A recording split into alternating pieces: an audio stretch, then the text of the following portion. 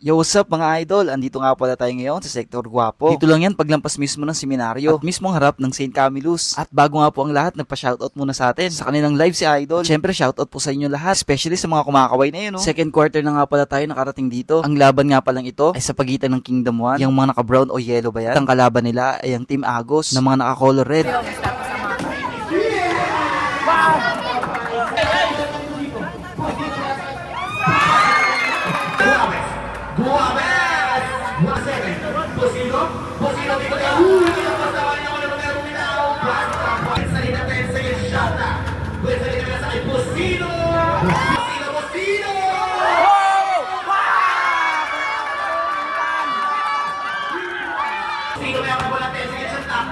Body lang.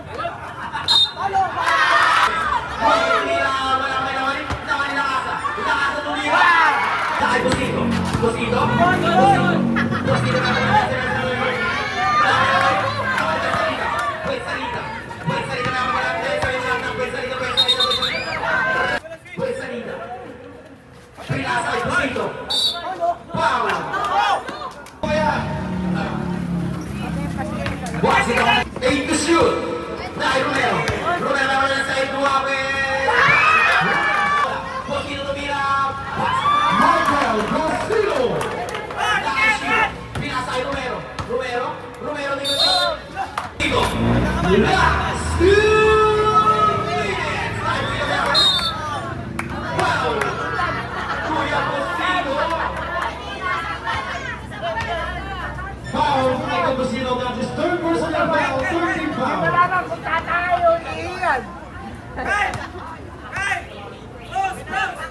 One minute and 55 seconds mga idol.